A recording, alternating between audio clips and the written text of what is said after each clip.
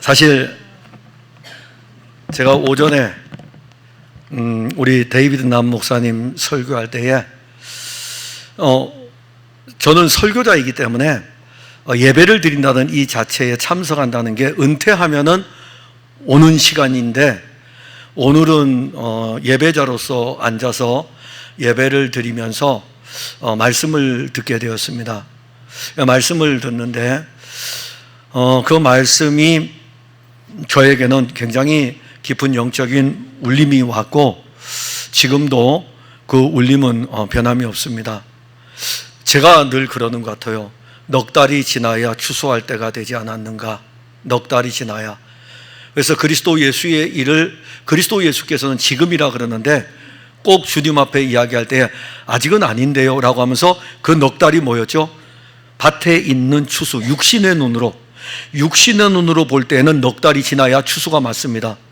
그런데 하나님의 아들이 육신을 입고 왔을 때에는 밭에 있는 곡식을 보고 말씀하신 것이 아니고, 지금 내가 옴으로 말미암아 영원히 추수하게 되었다라고 하는 영적인 추수를 언급했는데, 제자들은 그것을 보지를 못했던 것입니다. 그렇기 때문에 육신에 매여 있는 그들은 넉 달이라는 시간을 이야기했지만, 생명의 영이신 그리스도께서는 아니야, 지금이 바로 추수할 때야 라고 하면서, 그런데 이제 그 말씀을 증거하는 이 일들을 통하여 가지고 그 넉 달이라는 그 시간이고 지금이라는 그 시간을 우리 데이비드 남 목사님이 베트남에서 그 사역을 감당해 나가고 있는 이 자체, 그게 이제 설교 자체, 설교 이 생명의 말씀 자체가 그분의 실제였잖아요. 그분의 실제였고, 또 그렇게 살아가는 것이고, 행하는 모든 일들 속에서 그가 한 영혼을 구원하기 위한 추수의 이 일들을 진행하고 있다는 이 자체가 제게는, 목회자인 저에게는 굉장한 도전이 됐습니다. 그래서 목회자로서 그 말씀을 들을 때에 나도 혹시 넉 달이 지나야 추수할 때라고 예수님께 이야기를 하면서 내게 주어진 목회를 지금 하고 있지 않는가. 근데 주님은 계속 들려지기를 지금이 추수할 때라고 주님은 말씀하고 있지 않는가. 저는 우리 풍성한교회 성도들이 바로 지금입니다. 바로 지금이에요. 우리가 이제 고린도 후서를 보는데, 앞에 보았던 내용들, 고린도 후서 10장인데 오늘 앞에 있던 내용은 어떤 내용이냐면은 똑같습니다. 똑같아요.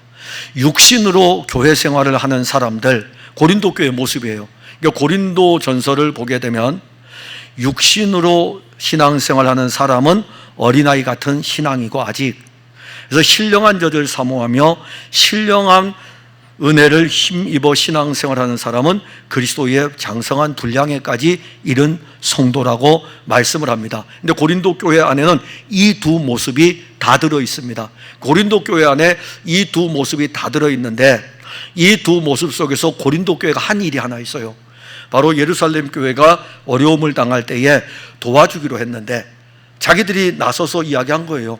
어떤 측면에서 그들이 접근을 했는지 모르지만은, 야, 예루살렘 교회가 어렵다고 하니까 우리가 도와주자. 그런데 그게 말로는 했는데 실질적으로 행하지를 않았습니다. 또 오히려 고린도 교회보다 형편이 더 어려웠던 마게도냐 교회는 그들이 말로 한 것이 아니라 실제로 하였다는 것입니다.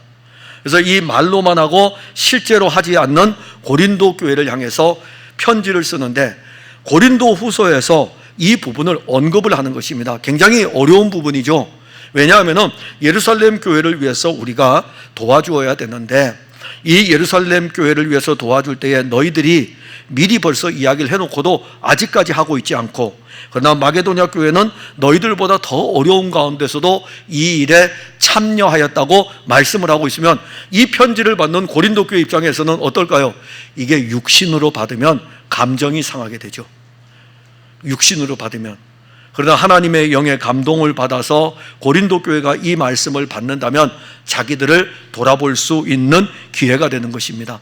그래서 앞에서 9장에서 연보에 대한 부분을 언급을 했던 것입니다. 근데 공교롭게도 우리가 고린도 후서를 지금 쭉 살펴보고 있는데, 이 시기에 맞춰가지고 베트남에서 우리 오셨어요. 오시고 저는 1월 달에 다녀왔었기 때문에 그 상황을 알고 있습니다. 그 상황을 알고 있고, 그런 상황 속에서도 와서 한국의 대학교를 보고 한국 교회를 살펴보면서 나름대로의 또 목회의 비전, 또 그분만이 가질 수 있는 사역의 어떤 비전을 가질 수가 있겠죠. 그런데 우리 성도들이 우리 데이비드 남 목사님과 그 일행들 5명을 그리스도의 사랑으로 정말 잘 공개해 주셔서 감사를 드립니다. 감사를 드리고 주께서 우리에게 주신 일들을 하는 것은 오늘이에요. 오늘입니다. 내일은 우리에게 아직 오지도 않은 시간이에요. 그래서 우리는 내일을 한다는 이 자체, 내일이라는 이 자체는 우리에게 오지도 않은 시간입니다. 예를 들어서 염려라든가 근심도 내일이라는 이 자체는 오지도 않았어요. 복음을 증거하는 선교의 이 일들도 내일이라는 자체는 오지를 않았습니다. 오늘입니다. 오늘. 그래서 이 고린도 교회에 편지를 보내면서 한 면에서는 우리가 어떻게 또 베트남에서 오신 분들하고 이렇게 사랑의 교제를 나눌 수 있었는지 풍족합니다. 풍족하고, 오늘 제가 예배를 끝나면은 저분들 모시고 공항으로 가게 되는데 오늘 선교부 회계하고 다 계산했어요. 다 계산하고 나니까는 한 34만 원 남았더라고요. 남은 거 가서 이제 저녁 대접해드리고 남는 돈은 동전까지 해가지고 그냥 다 줄 겁니다. 왜냐하면 그는 특별 헌금이었기 때문에 그는 가지고 선교부에 넣을 수도 없고, 그래서 남는 거는 다시 또 가시는 분한테 얼마가 갈지 모르겠지만은 또 다 보내고, 예배 중에 여러분들이 별도로 헌금한 것도 오늘 우리 재정장로님을 통해서 다 전달을 했고, 그 다음에 우리 선교부에서 선교 헌금에서도 또 우리가 베트남 신학교를 위해서 쓰도록 이렇게 보내주었고, 그리고 또 재정부에서는 또 저분들 사례를 별도로 또 챙겨주었고, 다 했어요. 잘했어요. 정말 잘했습니다. 오늘 하는 겁니다. 오늘 하는 거예요. 자, 그러면 이제 10장으로 왔죠. 그죠? 10장으로 오게 되면은 앞에 이제 연보에 대한 문제가 나온 다음에 지금 이 10장으로 오게 되면은 바울이 너희를 대면하면, 자, 바울은 지금 이 고린도 교회 편지를 쓰고 있는 것입니다. 근데 이 편지를 쓰면서 바울이 언급하는 것은 글로만 지금 보내는 것이 아니라 너희를 대면하게 된다 이겁니다. 자, 그러면 이 고린도 교회에 보내는 이 편지를 쓰는 글의 심정하고, 그 다음에 고린도 교회 성도들을 만나야 되잖아요. 대면을 해야 됩니다. 그러면 바울은 이 고린도 교회에 일어나고 있는 첫 번째 편지에서 일어나고 있는 다양한 수많은 문제들, 이 문제가 끝나기도 전에 또다시 고린도 교회에서는 바울의 사도직에 대한 이 문제들이 일어났을 때에 첫 번째 편지에 대한 것을 보내고, 두 번째 편지에 대해서 이제 이 사도직에 대해서 자기 자신을 변호하잖아요. 내가 이 사도가 된 것에 대한 이 부분을 바울이 변호를 할 때에 그들을 대면하면 어떨까요? 바울은 1년 6개월 동안 고린도에서 복음을 전하고 고린도 교회 성도들을 양육했습니다. 누구보다도 오래 있었어요. 생각해 보세요. 바울이 어느 한 지역에 1년 6개월을 있을 수 있겠습니까? 에베소에서 3년 정도가 있었고, 로마에서야 가택연금을 당해가지고 2년 동안 있었지만은, 에베소 다음으로 사역을 하면서 그렇게 오래 있었던 지역이 바로 고린도 지역입니다. 그럼에도 불구하고 이 고린도 교회 성도들이 이 말씀을 받으면서 잘 자라는 것 같았는데, 고린도를 떠나고 난 이후에 다시 이제 바울이 3차 선교를 하는 여정 속에서 이런 문제들이 일어나고 있기 때문에 그들을 봐야 되죠. 대면하면 어떨까요? 잘 자라서 성장했다면 막 박수치고 기뻐하고 좋아하고 그럴 텐데, 이 다양한 문제들을 가지고 있는 이 교회 성도들을 대면할 때에, 그런데 참 놀라운 것은 10장 1절에 보면 너희를 대면하면 유순하고, 이게 우리가 말씀을 우리가 보면서 바울의 이 어떤 고린도 교회 성도들을 대하는 모습이겠죠. 육신으로 하면은요, 대면하면은 오히려 화를 내야 되거든요. 얼마나 내가 니들한테 1년 6개월 동안 사역을 했는데 말이야 하면서 이렇게 하고, 더군다나 나에 대해서 대적까지 지금 하면서 내 사도권에 대한 문제까지 들고 일어나고, 그러면은 그 육신의 감정을 가지고 고린도 교회 성도들을 만나면 어떨까요? 오히려 탐대하게 막 확 부딪히기도 하고 그러겠죠. 그런데 바울의 표현을 보면 이 얼굴과 얼굴을 대면할 때에는 오히려 유순해요. 얼굴과 얼굴을 대면할 때에는. 그런데 떠나 있을 때에는 너희에 대하여 담대하다. 그러니까 떠나 있을 때 너희들이 어떠한 이야기를 할지라도 나는 담대하다 이겁니다. 그리고 그들에 대해서 담대하게 이 편지의 글을 통하여 가지고 그들에게 잘못된 것들을 꾸짖을 수도 있고 바르게 세워가는 것이 어떠한 것인지를 알려줄 수도 있지만은 얼굴과 얼굴을 대면할 때에는 오히려 유순하다라는 이 표현을 씁니다. 이게 우리가 그리스도 안에서 함께 교통할 때에 한 몸의 교회 공동체가 이와 같아야 됩니다. 얼굴과 얼굴을 대면하여 볼 때에는 유순한. 그래서 이 부분을 이야기할 적에 10장 1절에 보면은 나 바울은 이제 그리스도의 온유와 관용으로. 그리스도의 온유예요. 그리스도의 관용입니다. 그러니까 사람을, 이 고린도 교회 성도들을 대하여 얼굴과 얼굴을 대면할 때는 유순할 수 있고, 그러나 서로 떨어져 있을 때에 그들이 잘못한 것에 대해서는 오히려 더 담대하게 설 수 있는 것은 바울에게 있는 것이 아니고 그리스도의 온유와 관용으로 친히 너희를 권한다. 그러니까 그리스도의 온유가 바울에게 있어야 되고 그리스도의 관용이 바울에게 있을 때에 고린도 교회 성도들을 이렇게 접근할 수 있고 또 이렇게 양육할 수 있는 것입니다. 그런데 여기 놀라운 것은요, 오늘 우리가 본문에 보게 되면 육신이라는 단어가 굉장히 많이 나옵니다. 육신이라는 단어. 2절에 보면 또한 우리를 육신에 따라 행하는 자로 여기는 자들에 대하여. 그러니 바울이 고린도 교회에 편지를 쓸 때는 이미 바울이라고 하는 사람을 고린도 교회는 첫 번째 편지를 받았어요. 첫 번째 편지를 받았기 때문에 바울이 지금 육신을 따라 행하는지 아니면은 주의 영의 인도함을 따라 행하는지 고린도 교회 성도들은 그 부분을 알아야 돼요. 그런데 고린도 교회에 들어와서 고린도 교회 성도들을 어지럽히는 사람들은 바울을 이야기할 때에 어떻게 이야기하냐면은 육신에 따라 행하는 자라고 이야기를 하는 것입니다. 육신에 따라. 그러니까 바울이 편지를 쓰는 글들도 육신에 따라 편지를 쓰는 것이고 육신에 따라서 바울이 일을 한다. 그러면 이제 우리가 육신이 뭐냐 이겁니다. 육신이라고 했을 때는 우리의 입에서 나오는 말, 우리가 가지고 있는 생각, 우리가 가지고 있는 감정, 우리가 가지고 있는 이성, 전부 다 우리로부터 출발하는 것들이에요. 그러니까 우리 안에 있는 주의 영으로 말미암아 출발하는 것이 아니라 다 우리로부터 시작되는 거예요. 우리로부터. 이거는 고린도 교회의 문제만이 아니에요. 모든 교회의 문제는 이 육신으로부터 출발하는 것이 문제인 것입니다. 그러니까 육신의 생각, 육신의 사고, 육신으로 가지고 있는 이성, 육신의 감정. 그래서 이게 전부 다 자기 감정이잖아요. 자기 생각, 자기 감정. 근데 그것은 자기들이 가지고 있는 것을 가지고 바울에게 우리를 육신에 따라 생각하는 자로 여기는 자들에 대하여. 아니 바울은 주의 영의 인도함을 따라 사역을 하고 있는데 오히려 거짓 교사들이 들어와 가지고 바울이 육신을 따라 하고 있다라고 하면서 교회를 어지럽히는 것입니다. 이게 우리가 하나님의 교회가 그리스도 예수로 말미암아 세워져 갈 때의 가장 큰 대적 가운데 하나가 육신입니다. 이 육신.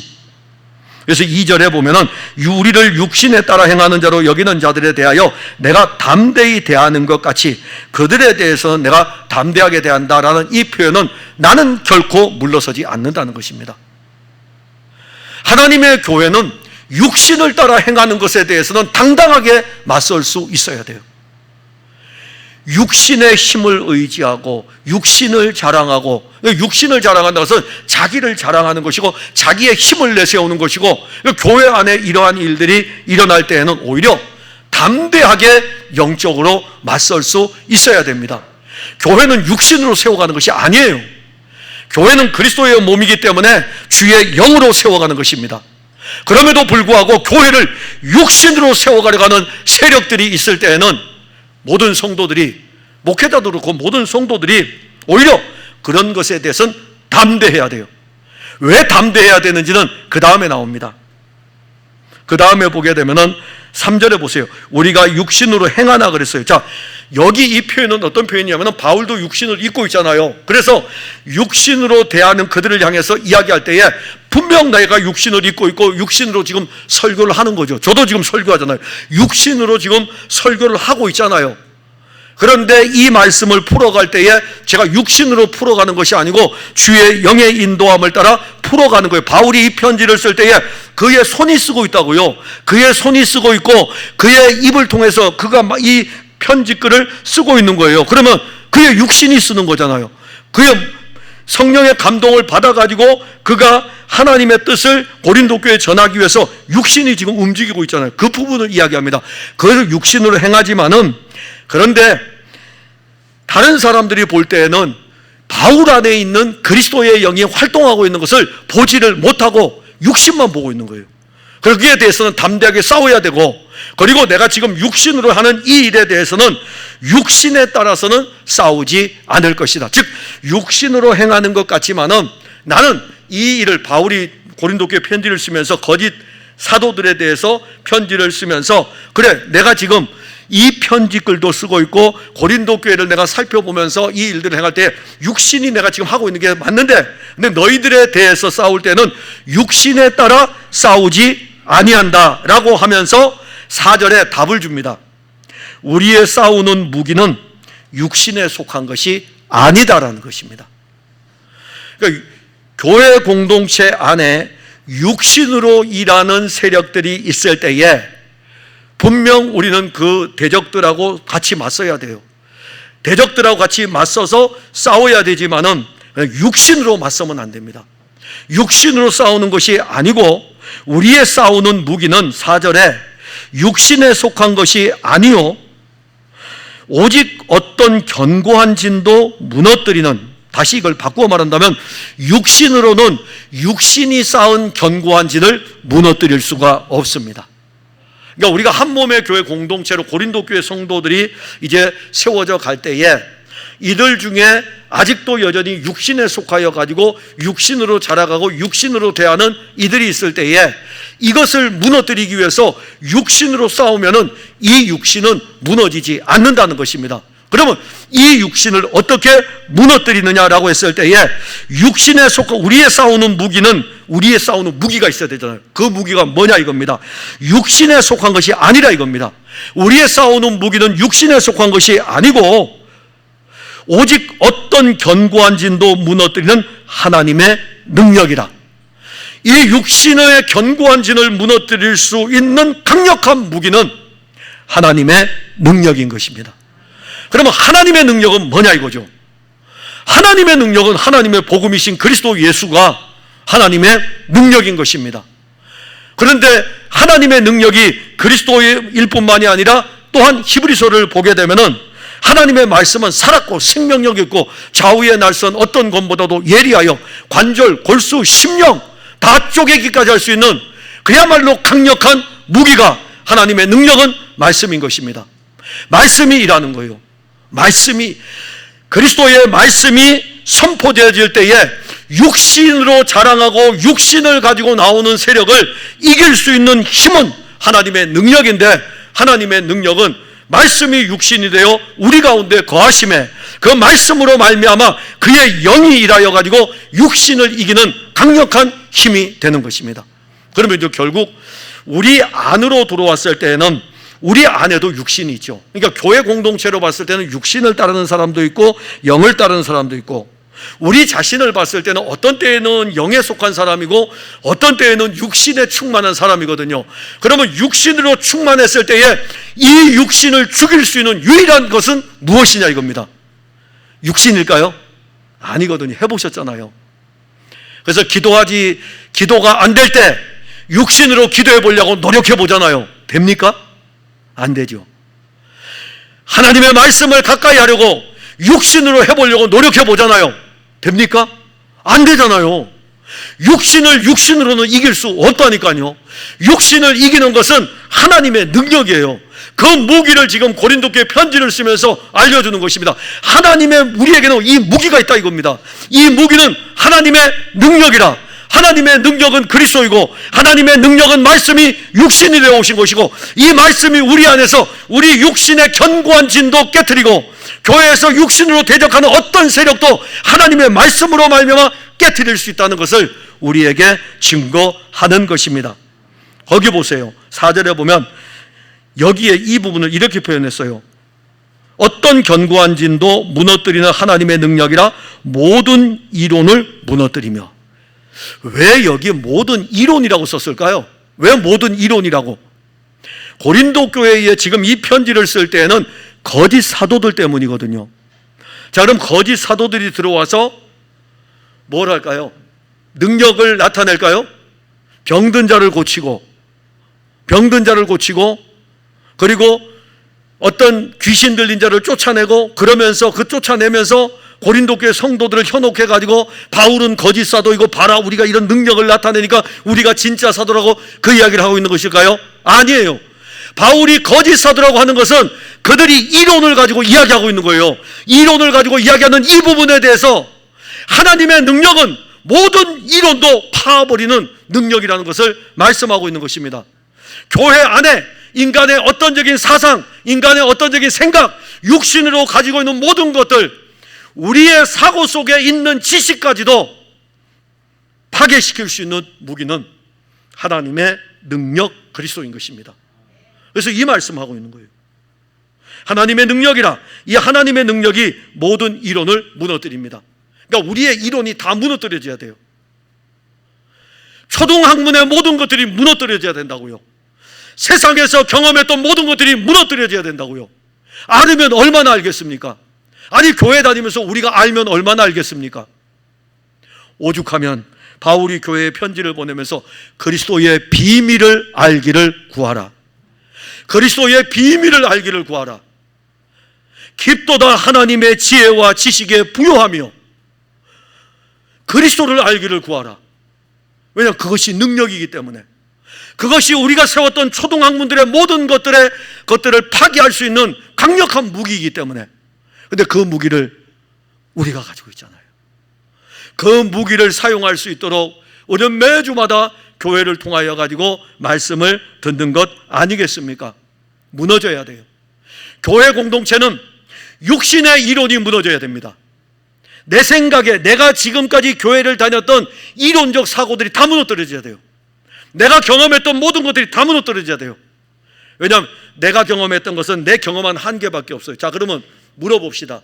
여러분들의 지혜와 지식이 큽니까? 아니면은 그리스도의 지혜와 지식이 큽니까? 여러분들이 경험한 예수 그리스도가 큽니까? 예수 그리스도 자체가 큽니까? 여러분들이 경험한 예수 그리스도는 요거밖에도 안 돼요. 그리스도 예수는 우리가 다 알고 있는 지혜와 지식을 가지고 가도 그리스도는 이보다 더 큽니다. 온 땅의 모든 그리스도인들이 그리스도에 대해서 알고 있는 모든 것을 다 가지고 와가지고 우리가 그리스도에 대해서 압니다라고 하면서 만백성이 찬송을 불러도 그리스도 그분을 다 알지를 못합니다. 그러면 오늘 이 본문에서 하나님의 능력이 모든 이론을 무너뜨린다는 것은 하나님의 능력이 그리스도라면은 복음에는 하나님의 능력이 나타났나니 그 하나님의 능력이 복음에 나타났으니 그리스도가 하나님의 능력이니 이 그리스도를 가지고 우리 자신의 모든 이론이 파괴가 될 때에 누가 세워지겠습니까? 그리스도가 세워지는 것이죠. 이 둘은 같이 세울 수 없습니다. 우리의 이론과 그리스도가 같이 세워질 수는 없어요. 하나는 파괴되어야 돼요. 그런데 우리의 이론이 파괴되는 순간 우리 안에는 그리스도가 세워지는 것입니다.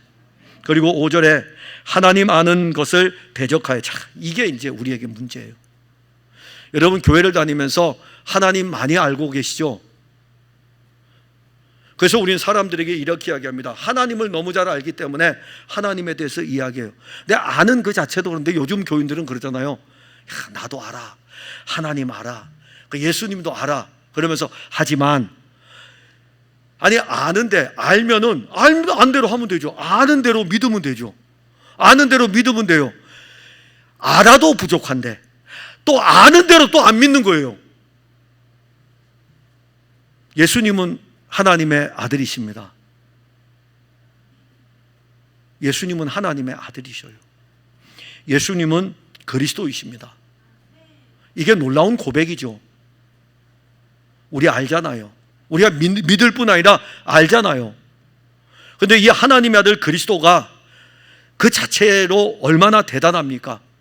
그런데 그의 영으로 우리 안에서 역사할 때에는 하나님의 아들 그리스도는 엄청나게 풍성하잖아요. 그런데 이 풍성한 것을 우리가 가지고 있음에도 불구하고 우리는 그래서 하나님을 안다고 이야기를 해요. 하나님을 안다고 이야기하는데 실상은 하나님을 아는 것이 하나님을 대적하고 있는 거예요. 무슨 의미입니까? 예수님이 그리스도임을 우리가 안다면 우리 자신은 그 앞에 온전히 굴복될 수밖에 없겠죠. 그런데 우리 속에서는 입으로는 예수는 그리스도라고 하면서 오히려 우리는 굴복되지 않고 그리스도를 아는 이 지식을 가지고 다른 사람을 굴복시키려고 그래요. 이게 대적하는 것입니다. 그리스도께서 육신을 입고 이 땅에 오신 것은 우리를 굴복시키는 거예요. 바울은 교회에 편지를 쓸 때에 늘 쓰는 편지에 그 자기를 나타낼 때에 자주자주 사용하는 게 예수 그리스도의 종. 나는 그분에게 매여 있다 이겁니다. 그분이 나를 사로잡았고 나는 그분에게 매여 있다 이겁니다. 이렇게 표현되는 것이 하나님을 바로 아는 거예요. 이렇게 표현되는 것이. 종인데 어떻게 그리스도를 대적할 수 있겠습니까? 근데 오늘 여기 하나님 아는 것을 대적하여 높아진 것을 다 무너뜨리고, 거짓 사도들이 들어와서 하나님 안다고 이야기하죠. 하나님에 대해서 이야기하죠. 근데 이게 오히려 하나님을 아는 것이 아니라 하나님과 대적 관계가 되게 되고, 또 이 일을 통해서 누가 높아집니까? 자기가 높아지죠. 그러니까 우리가 바리새인이라는 이 자체는요, 예수님 당시에만 존재하는 바리새인이 아니에요. 가장 바리새인이 되기 쉬운 사람 누구일까요? 저예요. 왜냐하면 저는 하나님을 많이 알기 때문에. 여러분들이 저한테, 제가 우리 교회에 참 좋은 점 중에 하나, 여러분들이 그러거든요. 우리 목사님은 믿음이 좋아. 우리 목사님은 하나님을 잘 알아. 너무너무 고마워요. 그런데 제가 이 하나님을 알고 믿음이 좋다는 이것을 가지고 누가 높아지겠습니까? 제가 높아진다고요. 제가 높아져요. 그럼 이 모든 것도 누가 무너뜨립니까? 하나님의 능력이, 김 목사, 너가 무너져야 돼. 너가 알고 있는 그 지식이 무너져야 되고, 너가 알고 있는, 경험하고 있는 경험이 무너져야 되고, 근데 이거는 네가 육신으로 되는 것이 아니라 하나님의 능력이 견고한, 너가 만들어 놓은 이 견고한 진도 파하겠다 이겁니다. 그래서 5절에 바울이 이 오늘 본문에 답을 주죠. 모든 생각을 사로잡아 그리스도에게 복종하게 하니. 다 싸잡아가지고 누구에게 복종시키냐면 그리스도에게 복종을 시키는 것입니다. 그리스도에게 복종된다는 이 자체가 한 몸의 교회로 세워져 가는데 얼마나 유익한가를 알려주는 것입니다. 사람들은 저마다 유대인은 유대인대로 자기를 자랑하고 이방인은 이방인대로 자기를 자랑합니다. 그래서 교회 공동체 안에 들어오게 되면은 그 사도들이 사역하던 시기에도요, 교회는 많은 문제들을 가지고 있었고 교회 공동체는 정말 시끄러웠습니다. 그래서 사도들은 누구를 증거합니까? 그러한 문제들을 풀어가는 방법은 결국 그리스도밖에 없고 그 답을 그리스도만이 답이기 때문에 복음이신 그리스도를 끊임없이 증거합니다. 여러분들 서신서를 읽어보셔요. 서신서를 읽어보면 거의 그리스도를 빼놓고는 읽을 수 없는 게 서신서의 내용들입니다. 서신서의 내용들이 예수, 그리스도, 주, 이 단어들이 다 들어있어요. 다 들어있다고요. 왜 그럴까요? 결국 교회를 세우는 것은 그리스도가 이루시는 일들이고, 성도들을 누구에게로 끌고 가기 위함입니까? 그리스도에게로 끌고 가기 위함이고, 그리고 성도들이 육신으로 복종하는 것이 아니라 그의 안에 있는 성령으로 말미암아 그리스도의 능력 앞에 복종되어질 수밖에 없음을 우리에게 알려주는 것입니다. 잘 복종해야 돼요. 잘 복종해야 돼요. 목사에게 복종하는 것이 아니라고요. 사람에게 복종하는 것이 아니에요. 그리스도에게 복종할 때에 6절에 보면 너희의 복종이 온전하게 될 때에 사람에게 복종하지 마셔요. 그리스도에게 복종이 되는 거죠. 그러면 그리스도에게 복종되려면 누가 와야 됩니까? 하나님의 능력이 와야 되고요. 이 그리스도에게 복종하기 위해서 여러분들이 하게 되면은 여러분들 그 진을 빨리 깨부셔져야 되는데 누가 와야 됩니까? 하나님의 능력이 오면은 하나님의 능력은 우리라고 하는 이 자체를 완전히 깨부셔가지고 그리스도에게 복종하게 하는 것입니다. 그러면 그리스도에게 복종될 때에 6절에서는 너희의 복종이 온전하게 된다 이겁니다. 그러니까 온전한 우리의 복종은 우리 육신으로 복종하는 것이 아니라 하나님의 능력으로 말미암아 우리라고 하는 견고한 진이 깨지고 거기에 그리스도로 말미암아 그리스도에게로 복종하는 일들이 일어나게 되는 것입니다. 그리고 너희의 복종이 온전하게 될 때에 모든 복종하지 않는 것을 벌하려고 준비하는 중에 있노라. 엄청 무서운 말이죠. 자, 여기 보면은 모든 복종하지 않는 것, 누구에게요?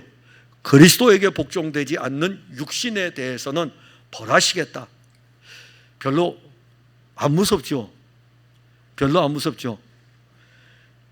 요즘은 이제 요한계시록을 강해를 우리 강도사님이 수요일에 요한계시록을 하고 있는데 요한계시록을 강해를 하는 중에 지금 진행되는 게 심판이에요. 막 보게 되면은 인지향이 쏟아지고 나팔지향이 막 쏟아져요. 아직 대접지향은 오지도 않았어요.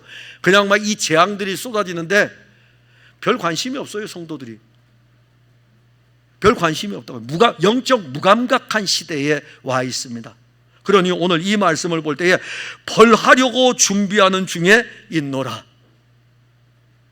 우리의 의가 높아지고 우리의 육신이 자랑되면 자랑될수록 육신으로 인하여 받는 우리의 형벌은 고통밖에 없어요. 그러면 복음이신 그리스도가 우리에게 와서 능력이 될 때는요, 복음이신 그리스도가 우리 안에서 모든 이 진들을 다 부숴버렸으니까는 이제 우리는 두려움이 아니잖아요.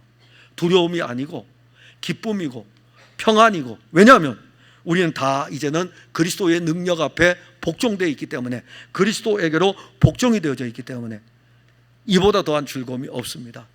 여러분, 율법에 복종할래요? 그리스도에게 복종할래요? 저는 그리스도에게 복종하는 게 훨씬 낫다고 생각합니다. 왜냐하면 그분은 나를 위해서 죽으시니까 언제나. 근데 참 오늘날 육신으로 신앙생활하는 사람들은 자꾸 율법에 복종하려고 그래요. 이것 좀 더 열심히 해야 되는데, 이렇게 안 하면 안 되는데 율법에 복종하려고 그래요.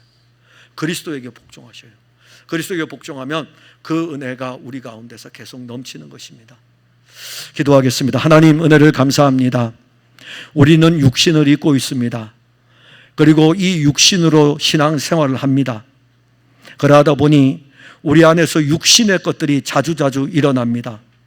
고린도 교회 성도들이 이 육신을 따라가다 보니까는 바울의 사도권에 대한 문제가 일어났을 적에 그들 육신 속에서 격동하는 일들이 일어납니다. 왜 우리가 이러한 일들이 없겠습니까? 그런데 이 육신의 견고한 진을 파하는 하나님의 능력이 있음을 우리는 압니다. 바로 하나님의 능력은 하나님의 아들 그리스도 예수, 이 복음이고, 이 복음의 말씀은 우리 안에서 우리가 형성한 육신의 강력하고 견고한 진을 파하는 능력이 됩니다. 그리고 우리를 이끌어 그리스도에게로 복종하게 합니다.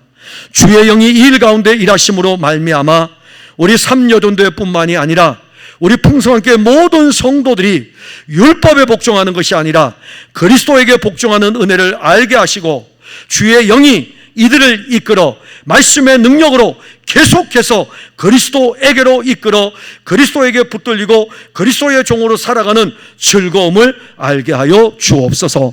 예수님 이름으로 기도하옵나이다. 아멘.